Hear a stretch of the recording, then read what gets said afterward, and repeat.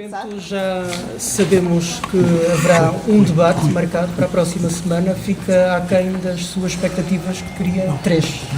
Isto não é aquém das minhas expectativas. Houve uma proposta que foi feita pelas 3 televisões, pelos vários órgãos de comunicação social, que envolvia 2 debates, penso que para se poder tocar em todas as áreas que nós entendemos que não houve esclarecimentos e que era importante ter. E o meu adversário, o Dr. António José Seguro, recusou esse debate. Isto é o que aconteceu, não se trata aqui nem sequer de uma questão de expectativa. Houve uma proposta, houve uma aceitação da nossa parte, e agora, fugindo ao escrutínio e ao debate, António José Seguro recusa-se a debater. Eu gostava de que as pessoas soubessem que a verdade é esta, que houve uma recusa de um candidato em ter um debate comigo, não sei porquê, e que houve, sobretudo, uma recusa de esclarecer as pessoas. Nós vamos ter 3 semanas, agora mais 2, de campanha eleitoral. Quer dizer, o candidato que andou a dizer que a campanha nem sequer foi muito esclarecedora, agora tem medo de vir esclarecer e tem medo de vir debater. Mas é isso, teme o confronto? Acha que António José Seguro teme o confronto consigo e com os seus argumentos? Eu não sei o que é, eu acho que ele devia poder explicar. Eu ouvi-o há pouco quando vinha para cá, estamos aqui na Suíça hoje com os nossos imigrantes portugueses, mas eu ouvi-o dizer que nem sequer é ele que trata disso, é a equipa dele de comunicação. Quer dizer, vamos lá, ao menos assuma as coisas. Se não quer debater, assume que não quer debater e assume que tem medo de debater e que acha que não deve ir a esse confronto. Mas acho que para a democracia ficamos a perder e acho que para o escrutínio ficamos a perder e para a transparência ficamos a perder. Estamos agora em direto para a CNN. Mais um debate deverá ser mais de 1 hora, não será suficiente para esclarecer, ou seja, vários debates com os mesmos candidatos não podem introduzir entropia numa campanha que já vai longa. Vamos agora para a segunda volta. É o que eu estava a dizer aqui aos seus colegas. Isto são 2 eleições, há uma primeira da primeira volta e há uma segunda da segunda volta. São 2 eleições diferentes, porque agora é uma eleição a 2, entre os 2 candidatos mais votados pelas pessoas. Houve uma proposta de todas as televisões, das 3 televisões. Essa proposta foi aceita por nós, envolvia 2 debates, um em cada semana de campanha, parece-me razoável, uma divisão por temas: segurança, saúde, imigração, relações internacionais, poderes presidenciais, e o candidato António José Seguro recusou-se a debater comigo nos moldes em que isso tinha sido proposto e que já tinha sido aceito por nós. Isto é, uma coisa é medo. É medo do debate, é medo do escrutínio. O Dr. António José Seguro quer fazer uma campanha, passando pela campanha, sem ter que dizer o que é que pensa sobre nada. Quer dizer, quer poder fugir a todos os temas, da saúde, à imigração, à segurança, e quer pensar que pode ser Presidente da República sem ter uma opinião sobre nada. Quer dizer, tem que haver aqui, eu sempre aceitei os modelos, e aquilo que foi a proposta que nos era feita, mesmo não gostando dela. Quer dizer, ninguém gosta de ter que passar por 20 debates antes de chegar a uma eleição. Mas é a vida democrática e é a vida do escrutínio e da transparência. Ora, se António José Seguro não quer debater, eu acho que ele tem que dar uma explicação sobre isso. Deixa-me só dizer isto, e ao mesmo tempo que deve dar uma explicação sobre isso, o outro candidato deve-lhe ser dada a possibilidade, então, de, nesse tempo, que era reservado ao debate, de poder falar ao país sobre aquilo que pensa nas várias matérias, porque senão o Dr. António José Seguro podia recusar todos os debates. E então não tínhamos debate nenhum, não tínhamos escrutínio nenhum e não tínhamos discussão nenhuma. Acho que isso não é sério, não é justo e mostra, como digo, mostra 2 coisas: pouca segurança, talvez pouca confiança em si próprio e medo do debate. Isso não é bom. E das mais ou menos confiança o apoio de Luís Marques Mendes a António José Seguro, que acabámos de saber há pouco? Eu acho que isso também não é nenhuma notícia que espante ninguém. Só a única coisa que é estranhar aqui é que na noite eleitoral eu ouvi o Dr. Marcos Mendes, e fui eu que ouvi, quer dizer, acho que o país todo ouviu dizer assim: não endossarei os meus votos a ninguém, não sou dono dos votos das pessoas. Só que os interesses... Mas agora mudou de opinião. Não mudou de opinião. E ontem o senhor na entrevista disse que estava perfeitamente confiante de que o povo social-democrata iria votar. Deixa-me só dizer isto, ele não mudou de opinião. É o registro de interesses que se junta sempre. Não houve nenhuma mudança de opinião, quer dizer, isto foi há 3 dias. Há 3 dias o Dr. Marcos Mendes disse assim: eu não endossarei os meus votos a ninguém porque quero dar liberdade a quem votou em mim. Agora, como todos que está a acontecer, como o sistema se está todo a unir e o sistema de interesses está todo à volta da mesma coisa, o Dr. Marcos Mendes entendeu que não devia ficar fora deste tacho de interesses. E então já quis apressar-se para se vir juntar a ele. O que é que eu acho só triste? Não é isto, porque isto toda a gente sabe, que o PSD é mais ou menos igual ao PS, toda a gente já sabe como é que é. O que é estranho aqui é uma mudança de posição 3 dias depois de uma eleição. Mas naquela noite, Luís Marques Mendes... Agora, pegando nisso, teme que possa sofrer do fenómeno Marine Le Pen, ou seja, no sentido em que depois, numa segunda volta, esquerda, centro-direita se unam, como aconteceu com ela, para derrotá-lo? Não, isso está a acontecer claramente. Está a haver uma união de todos da esquerda, da direita, do sistema todo do sistema de interesses todo, contra mim. Basta ver as televisões de manhã à noite, os jornais de manhã à noite, e é cada dia uma nova figura absolutamente improvável. Algumas delas que andaram a dizer que queriam combater o socialismo a vida toda e que agora subitamente se tornaram grandes apoiantes de um socialista e do António José Seguro. Portanto, eu não só temo que isso aconteça, isto está a acontecer. A questão é se os portugueses vão querer continuar a manter este sistema de interesses ou se vão querer romper com este sistema de interesses. Eu quero romper, eles não. O André tem dito que esta é uma campanha, uma corrida entre o socialismo e o não socialismo, entre a esquerda e a direita.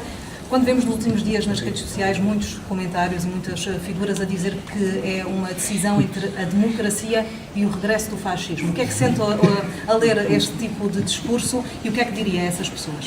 Não, quer dizer, isso é o discurso habitual de quem não quer debater nada e quem não quer tocar nos assuntos que importam ao país. Nós estamos hoje aqui na Suíça com centenas de imigrantes, onde ganhámos com 40% dos votos, mais de 40% dos votos. Ninguém aqui quer o regresso de fascismo nenhum, ninguém aqui quer o regresso de nenhum. Estas pessoas sentiram foi o que foi, estas pessoas sentiram o que foi o socialismo e a social-democracia durante anos em Portugal. Sentiram o que foi a pobreza, o desemprego, os jovens terem que partir. É esse país que eu quero consertar e organizar. E também dizer isto, quer dizer, os socialistas não são donos da democracia.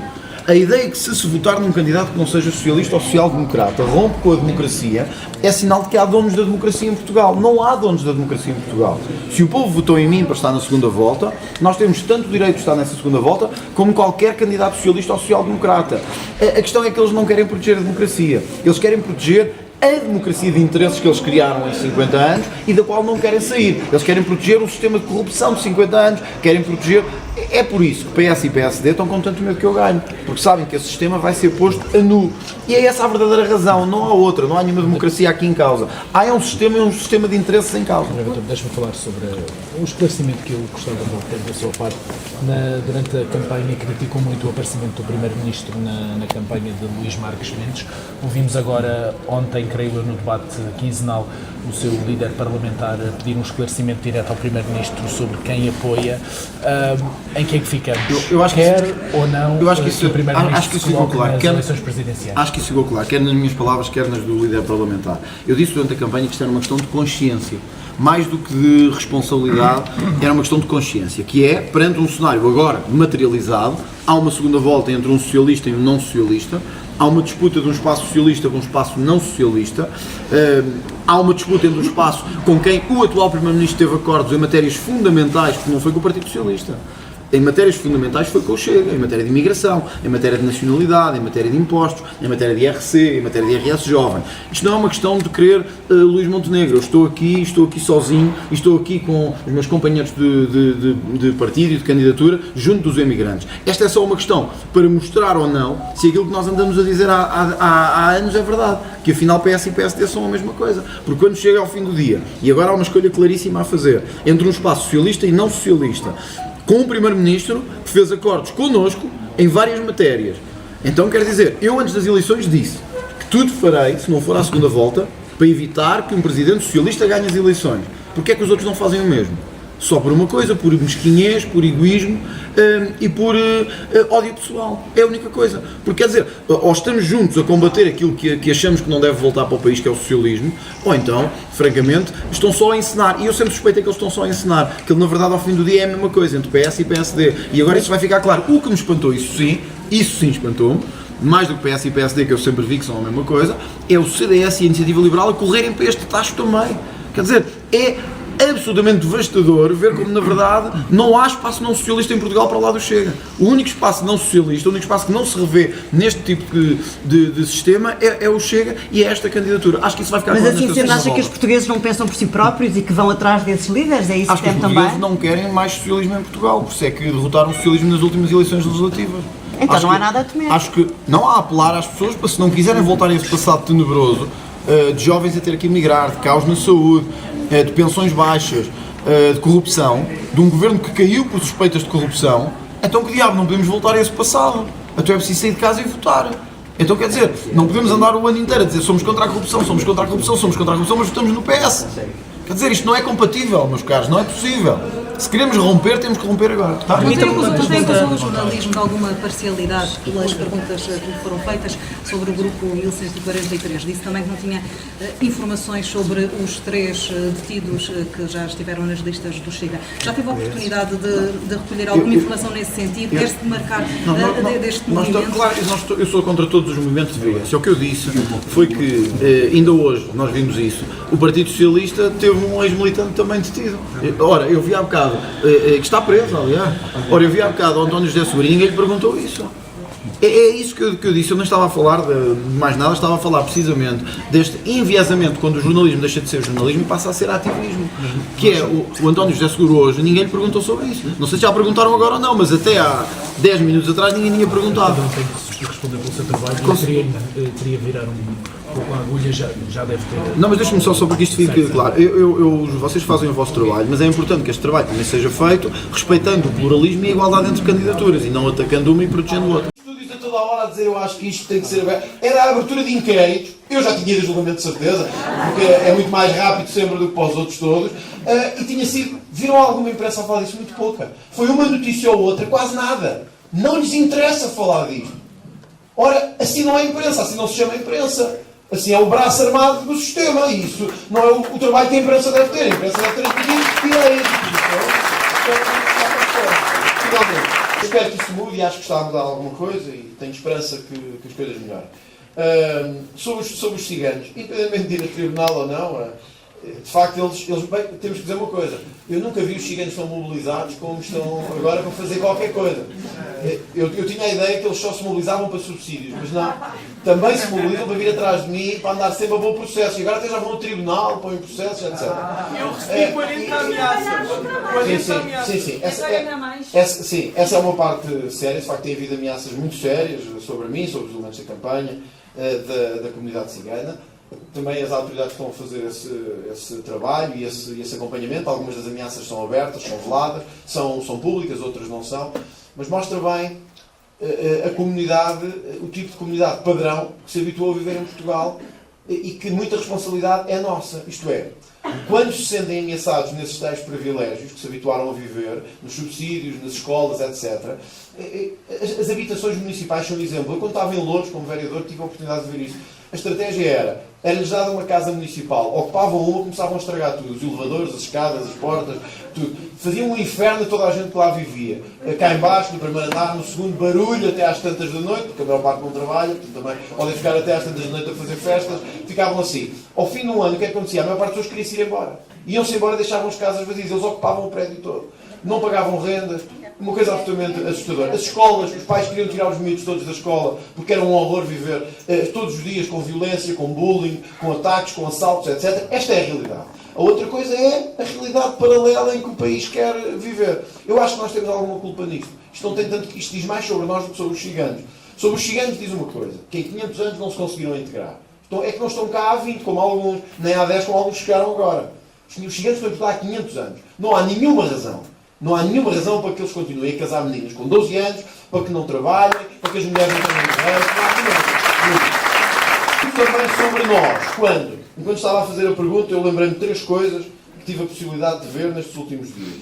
Até as associações que me meteram em tribunal por causa dos cartazes recebem uma pipa de massa do Estado de subsídios. Pô. Então, mas por que é que o Estado dá subsídios a associações ciganas? E tem direito a um advogado. Sim, já nem vou a isso, nem sei como é que eles fizeram isso, mas fizeram. Bolsas na universidade, especificamente para ciganos. Então, mas o que é isto? Mas por serem ciganos, quer dizer, andamos a dizer que aqueles coitados não podem ser perseguidos, mas podem ser beneficiados. Pode haver bolsas para ciganos, especificamente. Casas.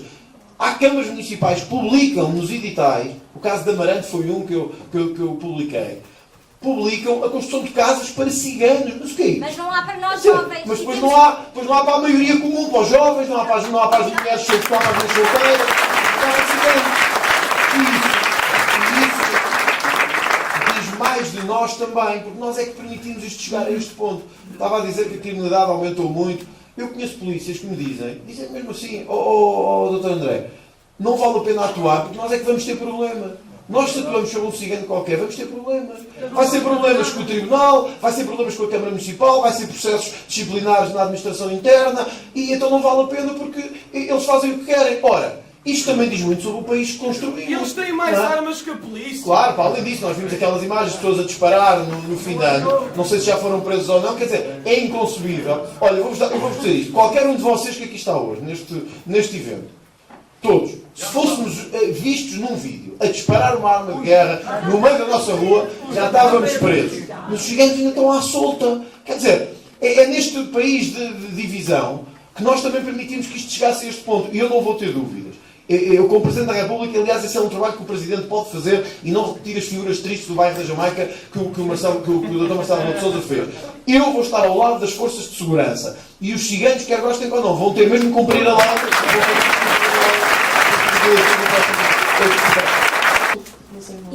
Inês, boa tarde a todos os que estão presentes. Eu queria perguntar, queria até falar do meu caso, porque eu formei-me em jornalismo de comunicação e mídias digitais há 1 ano e meio. Até hoje não consegui arranjar emprego. Se calhar porque é de direita. E quando estudava, juntei-me a uma pequena rádio local, cheguei mesmo a ter a carteira de jornalista. Eu não consigo arranjar emprego porque não tenho essas cunhas nem esses tachos. O André Ventura também é contra isso. Então, o que é que nós, jovens, devemos fazer para lutar contra o sistema nesse aspecto? Porque eu não consigo. Eu não vejo outra opção senão emigrar. Mas já passou quase 2 anos e uma pessoa também quer seguir em frente, não é? Senão não há nada a fazer aqui. Obrigada.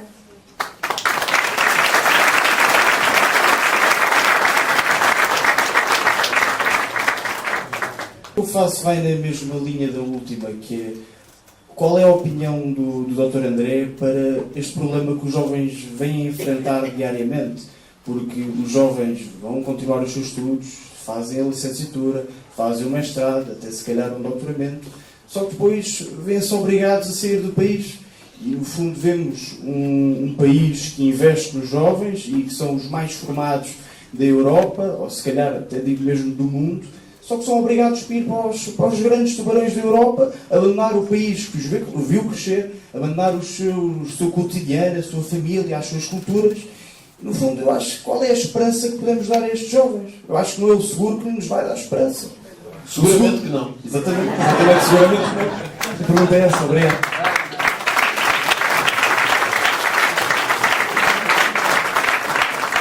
Obrigado pelas duas questões. A primeira vai um pouco ao coração do país que temos hoje. Neste caso é jornalismo, mas podia ser outra função qualquer. Muitos dos jovens hoje em Portugal dizem que nós temos a geração mais qualificada de sempre. Mas de que é que isso vale se não conseguirem encontrar trabalho?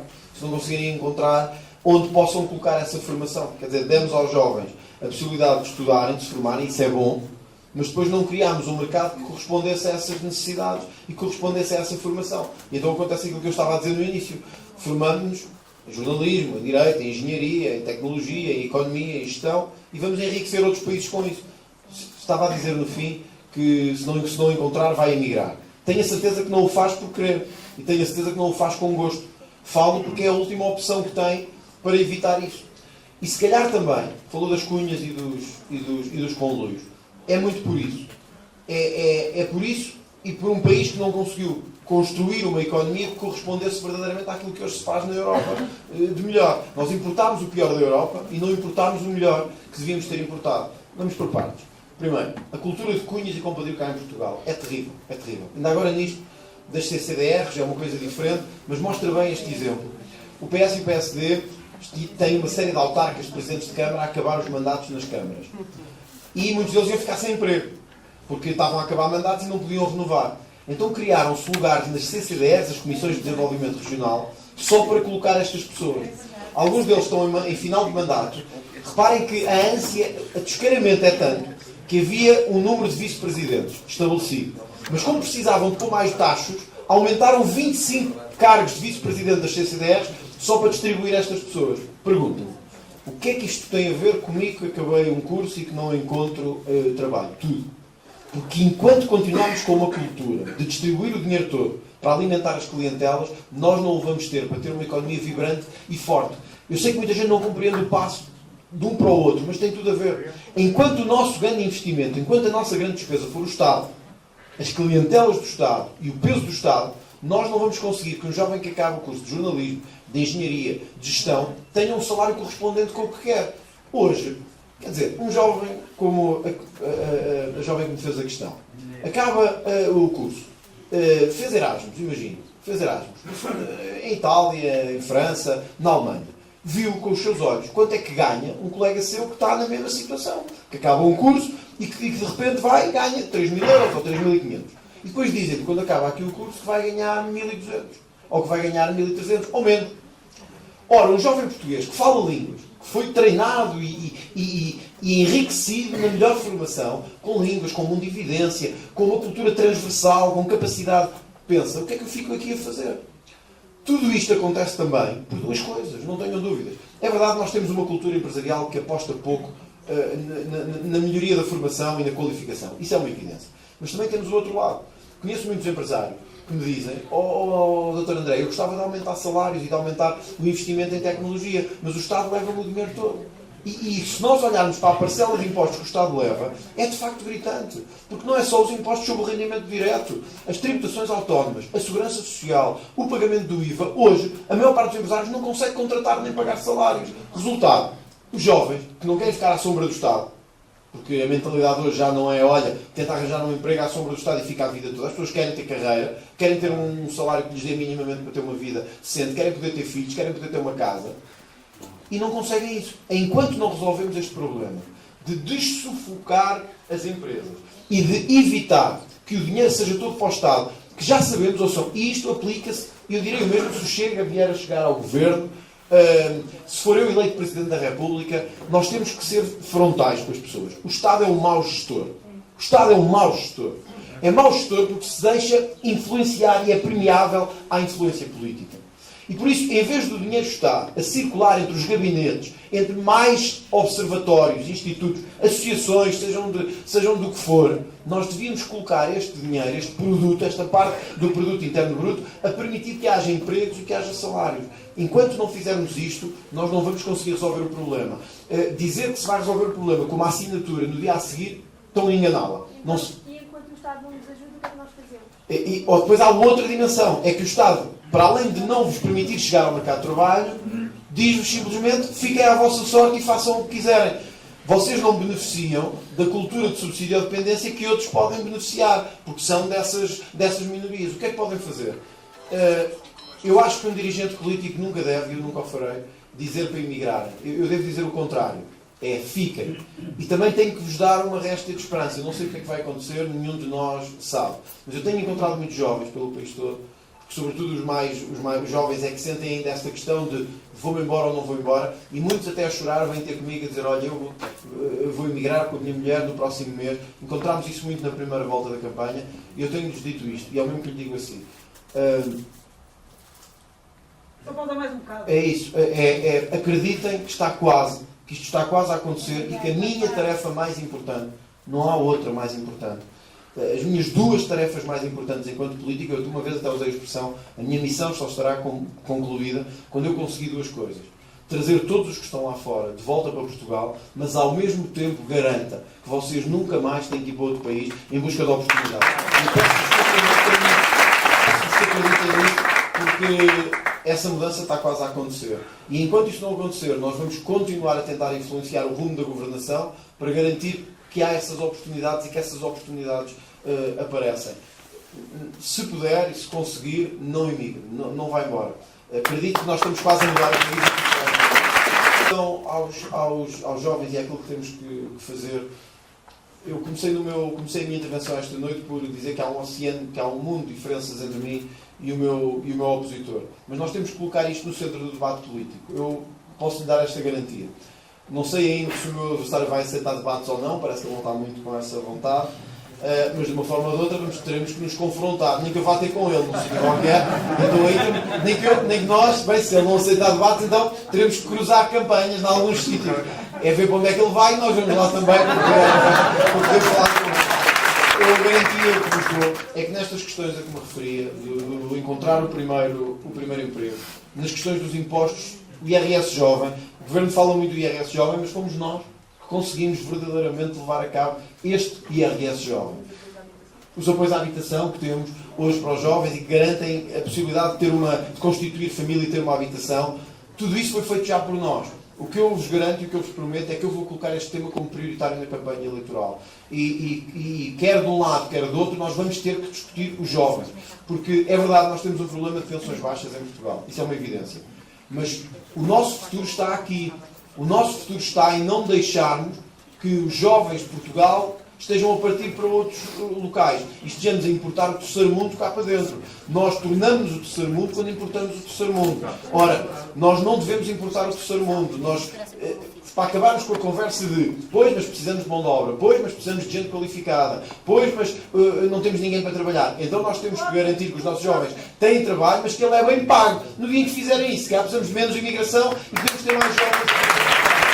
Vou colocar isso como tema prioritário desta campanha, que eu acho mesmo que é dos assuntos mais importantes hoje em dia nas eleições, inclusive nestas eleições presidenciais. Porém, eu não conheço uma ideia do meu adversário sobre isto. Ninguém conhece. E acho que é tempo dele pelo menos vir a jogo e dizer o que é que pensa. Não vai chegar até ao fim da campanha só a falar de fascismo, da extrema-direita, etc. Quer dizer, isso não é campanha que se diga. Agora é sério. Agora é o que é que pensa sobre o futuro, sobre os jovens, sobre Portugal. É para isso que há uma campanha eleitoral.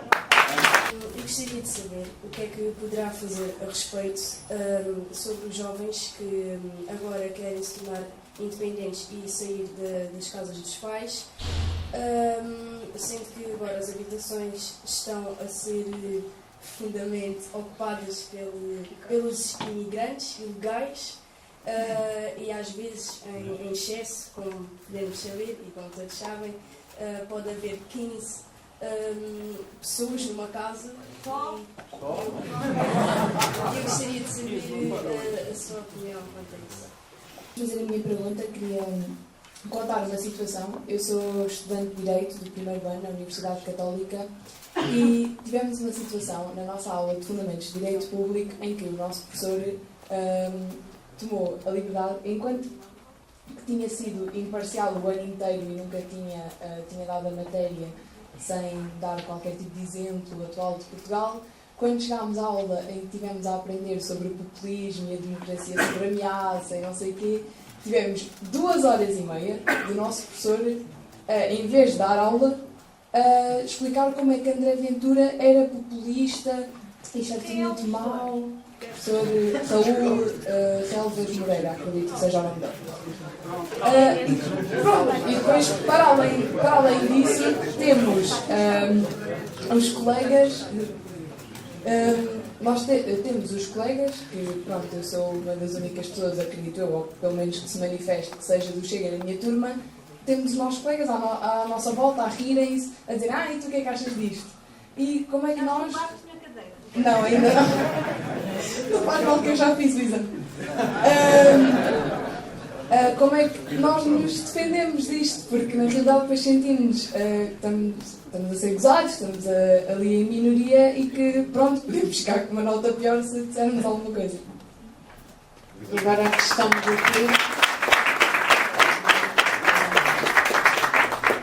O Presidente da República, uma das competências que vai ganhar é comandante da Supremo das Forças Armadas.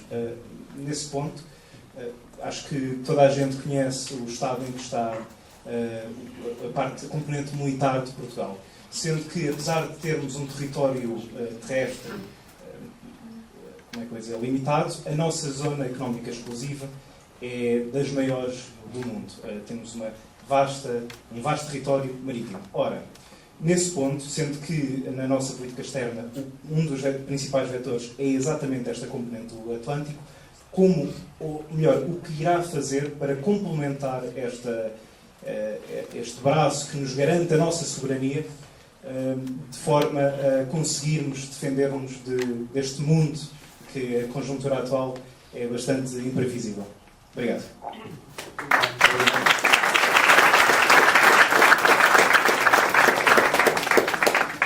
Começando obrigado pelas questões a todos. Começando pela questão da independência dos jovens. Nós temos hoje dados muito preocupantes que nos dizem que Portugal é o país da Europa onde os jovens saem mais tarde de casa. Isto acontece por causa daquilo que falámos, dos salários, de sentirem que o mercado não é igual e que tudo funciona numa base de favores, de cunhas, etc. E que não conseguem arranjar oportunidades para materializar essa vida, mas também por causa do problema da habitação. E aqui é incontornável falar da questão da imigração, não como solução de todos os problemas, mas como uma parte importante. A vossa colega estava a dizer que há casos onde vivem 15 e há outras em que dizem 20. Os preços nas cidades. Lisboa tornou-se, por exemplo, a terceira cidade mais cara do mundo. Houve momentos em que teve em segundo, face a Tóquio e Nova Iorque. Qual é a diferença? É que em Tóquio e Nova Iorque não se ganha o que se ganha em Lisboa. E, portanto, para alguém que vive em Lisboa, ou em Braga, ou no Porto, ou em Faro, pagar aquilo que corresponde basicamente a alguém que vive em Nova Iorque, ou que vive em Tóquio, ou que vive em Melbourne, seria tudo muito bonito se os salários fossem dessa dimensão. Nós tivemos um extraordinário aumento dos custos da habitação, porque por um lado houve muito mais procura e a oferta não se materializou em crescimento. Por outro lado, a habitação pública que construímos foi para aqueles que sabemos e foi para as minorias habituais. Falou-se muito em habitação pública. Senhor, mas que classe média é que beneficiou da habitação pública? Quantos podem dizer hoje que beneficiam da habitação pública sendo classe média trabalhadora? A maior parte não. Quem beneficia da habitação pública hoje, a maior parte são as minorias ou os imigrantes. Aliás, há pouco tempo estive em Leiria, num bairro histórico, em que os próprios imigrantes, que eram antigos, imigrantes que vinham dos países de língua portuguesa, estavam a dizer que estavam a ser agora escorraçados para os novos imigrantes que estavam a chegar do Paquistão, do Nepal e da Índia. Vamos lá ver. A solução não é fácil, porque isto exige mais construção e mais investimento em habitação. Mas isto também não há magia. Se continuarem a entrar pessoas como entraram até agora, estas pessoas vão querer casa, como é evidente. Ora, se não se constrói mais e se deixa entrar pessoas de qualquer maneira, a habitação vai continuar a subir e a ficar cada vez mais caótica. Em Braga nunca foi um distrito, até há uns anos, com excessivos problemas na habitação. Agora está-se a tornar. Porquê? Porque tornou-se um centro de imigração. Muita dela ilegal. Começou por ser um chamariz, onde chamaram os outros, e agora os que chegaram querem casa. Muitas vezes organizam-se para estar 20 dentro de uma casa. Conseguem pagar preços, até porque são financiados por organizações que as pessoas comuns não são, e não há casa para os casais jovens que querem ter uma casa e para os jovens que querem ter uma casa. Portanto, eu disse, vou continuar a dizer e vou continuar a defender isto. Controlar a imigração também é uma ajuda que se faz na habitação. Porque enquanto não houver mais casas em Portugal, nós temos que garantir que não entram pessoas em Catadupa que não têm casa para viver. Ou queremos estar a importar imigrantes para estarem a viver debaixo das pontes, ou a viver ali no metro, no Parque das Nações, ou na estação de comboios. Acho que não, acho que ninguém quer isso, acho que ninguém quer esse país. Um país que está a deixar os imigrantes virem e não tem condições mínimas de integração para lhes dar. Portanto, eu acho que este é um ponto também fundamental para controlar a questão da habitação. A outra tem que ver com os rendimentos e com os impostos. Nós temos que começar a aceitar. Durante a geringonça assentou este modelo. Ter uma casa é um luxo, ter habitação é um privilégio. A ideia era tudo para habitação social, nada para a habitação normal. Nós temos que fazer o contrário. Nós temos que, por uma vez na vida, dizer às pessoas, entre aspas, à maioria normal, que quer ter uma casa, que quer ter filhos, que quer constituir família, nós temos que dizer assim, desta vez vamos estar ao vosso lado. Desta vez vamos estar ao lado dos casais jovens que querem ter uma casa. Desta vez vamos ter que ter um sistema fiscal adaptado a isto. E não um sistema fiscal ou um sistema habitacional sempre pronto para ajudar aqueles, como eu disse de início, que estão à margem da classe média, que não querem fazer nada ou que pertencem a minorias. Portanto, soluções. Mais habitação pública, mas não para os mesmos de sempre. Eu quero, de facto, mais habitação pública, porque nós, e aí talvez nos distingamos um pouco dos liberais, mas eles também não sabem bem o fundo da história. Nos países mais liberais do mundo, como a Holanda, a Dinamarca, a Suécia, o investimento público em habitação é muito maior do que o nosso. Portugal tem um investimento reduzidíssimo em habitação. O que eu quero é habitação, mas para a classe média. Eu quero que as pessoas que trabalham, que ganham salários médios e medíocres, possam ter acesso também à casa pública, e que não seja sempre para os que se fingem de pobrezinhos e depois andam a viver à conta dos outros. Acho que nós temos que enfrentar esta questão do ensino e da educação de forma... Temos que olhar para ela de forma firme também. Quer eu, quer a Rita, quer muitos dos nossos deputados que aqui estão, várias vezes denunciámos, quer manuais escolares, quer exemplos de... Enfim, nós temos muitos professores connosco, muitos. Nós estivemos ao lado das lutas deles. Nós temos muitos professores connosco, muitos auxiliares connosco, muita gente do sistema de ensino connosco. Mas o ensino também padeceu do mesmo mal que o jornalismo durante alguns anos. Foi tomado, no início, por muita gente que vinha oriunda da esquerda, da extrema-esquerda, e que nunca se conseguiu libertar disso. Mas uma coisa é serem de esquerda ou de extrema-esquerda, mas cumprirem a sua função de ensinar. Outra é estarem a tentar manipular. O ensino não deve ser para manipular as pessoas, para os convencer, ou para os manipular politicamente. O ensino deve ser para garantir que as pessoas têm as ferramentas que lhes permitem entrar na vida profissional. Deu o exemplo que o professor passou uma hora a falar de populismo e do André Ventura. Eu provavelmente diria que se calhar agora esse professor está com algum cargo no governo ou com algum cargo nomeado pelo PSD ou pelo PS. Mas nós temos que ser firmes nisso e denunciar. Nós nas escolas temos feito isso. Muitos professores que em vez de estarem a ensinar as crianças, estão a manipulá-las, dando exemplos meus de falácias ou de mentiras, ou incentivando o ódio contra mim ou contra o Chega, nós temos que denunciar. Temos que denunciar. Quer dizer, quando na escola se tentaram durante anos mostrar que a direita era tudo mau, era tudo gente má, formataram os manuais escolares à sua imagem e semelhança. Como se o 25 de Abril fosse o início da história de Portugal. Não houvesse nada antes, foi uma história gloriosa. Para além de fazerem isso, agora atacam permanentemente tudo o que é do Chega. Mesmo ao arrepio de uma maioria do país que vai mudando progressivamente. Nós temos que denunciar. Isto não é nenhuma senha persecutória. Nós não vamos fazer o que eles fizeram. Eles durante anos perseguiram todos os que pensavam diferente. Durante anos perseguiram todos os que não eram ou não diziam aquilo que eles pensavam. Ou que tinham ideias diferentes daquelas que eles tinham. Nós temos que fazer diferente. Nós temos só que expor. Acha que faz sentido estar a dizer a jovens, ou a crianças, ou a adolescentes, que o Chega é mau, que o André Ventura é mau, mas fica em silêncio sobre todos os outros, e dizer isto às vezes aos professores? Olha, o André Ventura, nas suas palavras, é populista, mas não foi ele que andou a roubar o país durante 50 anos. Escolas, a mesma coisa. Nós temos que mostrar ao país que temos fibra e que não temos medo. Nós não temos medo nem nas escolas, nem nas universidades, nem nas academias de polícia, nem nas academias militares, nem nas instituições culturais. Nós não temos medo. É verdade que há setores onde temos muito mais apoio do que noutros, mas também aí vamos ter que trabalhar e vamos ter que mostrar-lhes que não temos medo. Nós temos feito com a nossa juventude imensas ações nas universidades, muitas delas de esquerda, em que eles é que provocam violência. Nós vamos lá falar, debater e confrontar. Só mostra uma coisa: eles nunca estiveram preparados para a democracia. Eles queriam a sua democracia. A grande luta hoje é essa, é entre socialismo e liberdade. É entre socialismo e liberdade. E ao contrário do que muitos dizem, nós somos os representantes da liberdade. Nós é que queremos uma educação em que a família transmite os valores, a escola, a universidade transmitem as ferramentas. A educação pertence à família, não pertence às universidades.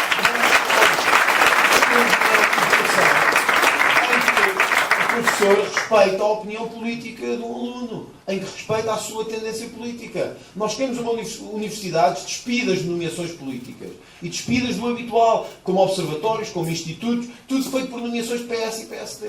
Nós temos que acabar com isso. E eu dei esta garantia ao país. Quer na educação, quer na saúde, quer na administração pública, nós temos que atrair os melhores. Ouçam, nós temos que ter os melhores nas nossas universidades. Eu não quero saber se um professor de biologia é de direita ou se é de esquerda. Eu quero que ele, enquanto está naquela função, que ele seja o melhor, que produza os melhores resultados, e é isso só que eu quero deixar as nomeações pelo cartão partidário e vamos começar a fazer as nomeações por mérito. A meritocracia, é isso que nós precisamos. Não podemos andar a dizer aos jovens, esforcem-se, estudem, mas depois quando chegam e têm que escolher entre um e outro, o que tem o cartão do PS passa à frente. Não, não pode ser. E nós também vamos ter que dar o exemplo nisso, que eu espero que nós consigamos liderar Portugal em breve, e nós temos que dar esse exemplo também. Não há cá familiares, não há cá cartão partidário, tem que haver mérito. Nós temos que fazer mérito. Mas e para responder à sua questão, como se defender? Tem que expor.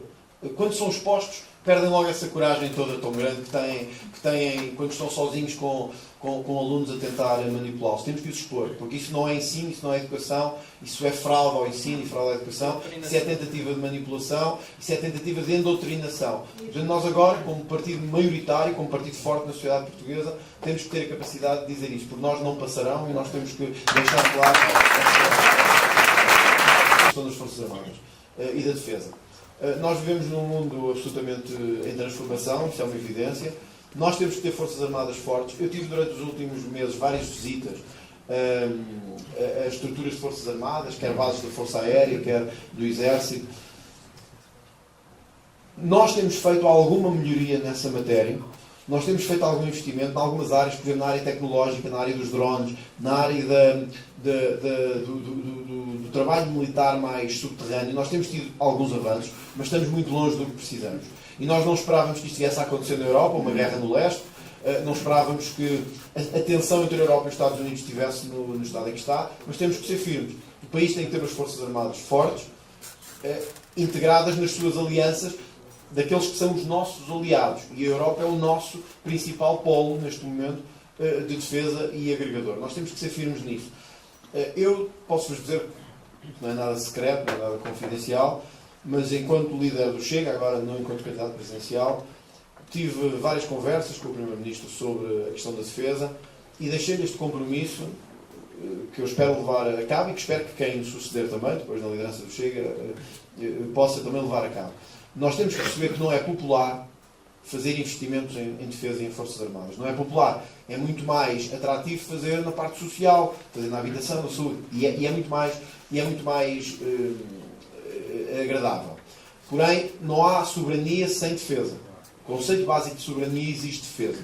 Nós vamos ter que aumentar o investimento em defesa. E tem que haver um consenso político em Portugal sobre esta matéria. E o consenso político só pode ser dado pelos 3 grandes partidos neste momento do Parlamento. O compromisso que eu deixei em nome do Chega foi que não faremos aproveitamento nem luta política disto, que temos que remar todos para o mesmo lado, para ter umas Forças Armadas fortes. O que é que eu quero dizer com isto? Nós podemos ter cá dentro as maiores divisões entre nós, disputá-las, lutar uns contra os outros do ponto de vista político, ter divisões saudáveis. Quando se trata de defender Portugal, nós temos que estar todos no mesmo lado. E atenção, perante qualquer ameaça, seja ela mais forte, seja ela mais fraca.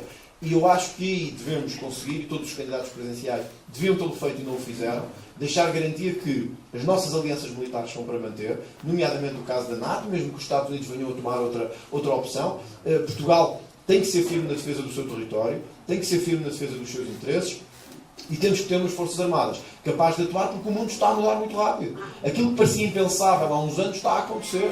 E, portanto, Portugal pode ser alvo de uma ameaça que vem de qualquer um dos seus países vizinhos, menos vizinhos. Como referiu, temos uma das áreas marítimas maiores do mundo. E vocês sabem isto não é segredo nenhum. Mesmo a questão da Rússia, Portugal não está sob a ameaça da Rússia. Portugal tem estado em guerra com a Rússia, uma guerra subterrânea, em muitos aspectos, desconhecida do público, mas em muitos aspectos essa guerra acontece todos os dias. Nos ataques aos cabos submarinos, na contra-informação, nos cyberataques, tudo isto já está a acontecer. Isto significa que nós temos que ter umas Forças Armadas capazes de nos defender. Portugal tem uma dimensão média na Europa, não temos a dimensão que outros países têm do ponto de vista, nem um orçamento que permita fazer o que a Alemanha está a fazer, que é um investimento brutalíssimo em defesa nos últimos meses, mas vamos ter que nos equiparar, vamos ter que acelerar o nosso investimento em defesa. Isto não é muito popular, sobretudo num país que tem as dificuldades que nós temos, mas não há outras hipóteses. Aliás, deixem-me terminar a dizer isto. Um partido que é muita coisa, mas que também é sobretudo patriota, como nós somos, tem que querer umas Forças Armadas fortes. E eu quero umas Forças Armadas fortes. Não sei como é que é isso fazer esta pergunta, porque é um bocado delicada.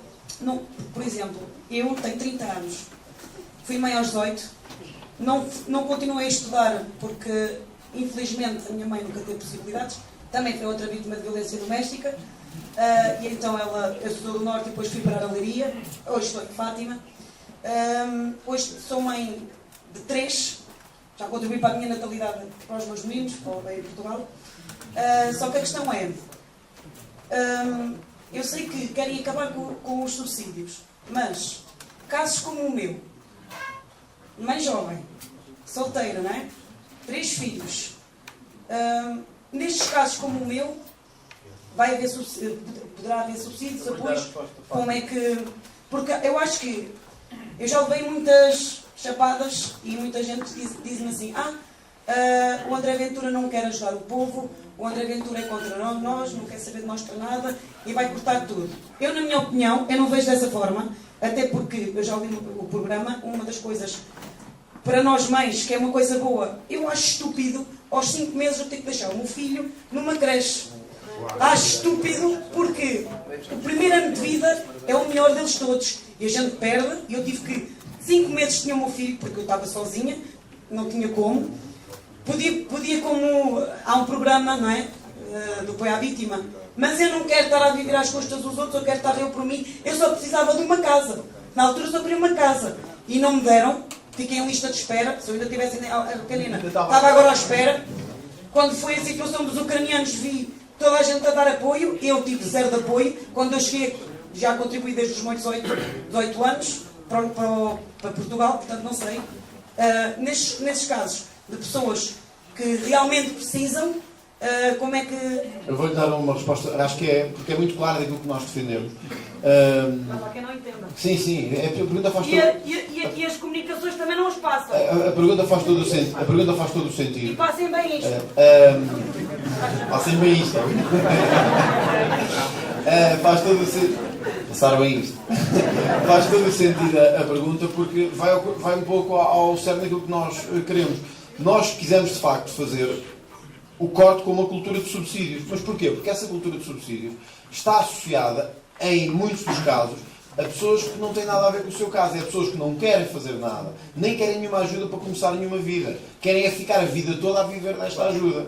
O exemplo que deu da creche dos 5 meses foi este partido, estes deputados, que estão, claro, que queriam que as mães pudessem estar precisamente em casa com os seus filhos com apoio a 100%. Porque querem nós dizemos que é preciso cortar de um lado, não há dinheiro infinito, mas temos que cortar de um lado para conseguir levar ao outro. Quando o Governo quis avançar com este pacote laboral, que nós dissemos que tinha que haver uma mudança laboral, um dos motivos fortes da nossa oposição foi porque queriam precisamente atacar a amamentação e os direitos da amamentação das mães. E nós dissemos que não estamos disponíveis para isso. Eu dei sempre. Não é? Não tem mais porque... Mesmo olhando para o exemplo de quando é preciso mudar alguma coisa, nós estamos sempre do lado certo. Ainda vou dar outro exemplo que toca diretamente aos jovens. As propinas. Este ano, este governo de Luís Montenegro quis precisamente levar ao Parlamento, fomos nós que impedimos que isso acontecesse, no meio de pessoas, como deu o seu exemplo, que não conseguiam ter casa, que estavam a tentar ainda estudar, porque alguns prosseguiram os seus estudos e estavam a tentar fazer a universidade, não é?